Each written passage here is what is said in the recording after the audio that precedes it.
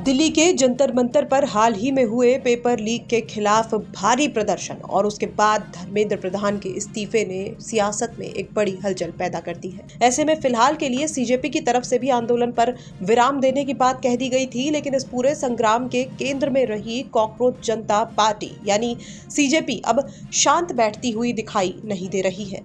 दिल्ली वाले आंदोलन के खत्म होने के बाद अब सबकी नजरें सीजेपी के अगले एक्शन पर टिकी हुई हैं।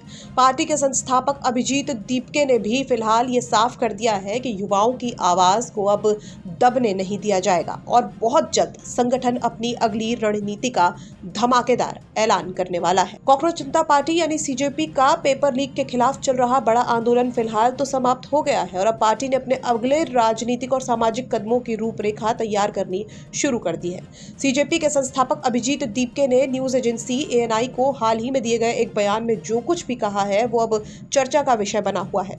आंदोलन के खत्म होने के बाद रविवार की देर शाम दीपके ने कहा कि पंजाब में सामने आए कथित पेपर लीक के मुद्दे को भी सीजेपी अब उठाने वाली है। साथ ही दीपके का यह भी कहना था कि वो जल्द ही अब आगे की रणनीति बनाने वाले हैं। ये प्रोटेस्ट खत्म हो चुका है, आगे की क्या रणनीति? आगे की रणनीति हम बताएंगे, जल्दी बताएंगे। कल ही तो खत्म हुआ है, थोड़ा तो हमें टाइम दे दीजिए। बिल्कुल सर। यस। और पंजाब पेपर लीक को लेकर कुछ कहेंगे सर? उस पर भी करेंगे, हम बोलेंगे, हम उसी के पर प्लानिंग कर रहे हैं अभी। और चलिए, आगे कुछ सरकार से कुछ आपकी बातचीत रही है आगे के लिए, मतलब जो केसेस हो रहे हैं उस पर बातचीत चल रही है। किसी भी जो भी स्टूडेंट्स है किसी पर भी केस नहीं लगनी चाहिए। तो दीपके का कहना है कि छात्रों पर केसेस ना लगे। साथ ही ये भी कहा है कि भी बोलने की प्लानिंग सीजेपी करने वाली है।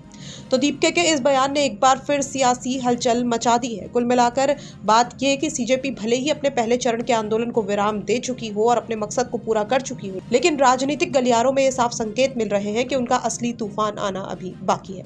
पंजाब के पेपर लीक से छात्रों पर दर्ज मुकदमों तक सीजेपी का अब अगला दांव क्या कुछ होने वाला है, इस पर सबकी नजरें टिकी हुई है। फिलहाल इस खबर को लेकर क्या कुछ है आपकी राय, वो हमें कमेंट बॉक्स में जरूर बताइए। ब्यूरो रिपोर्ट यूपी तक।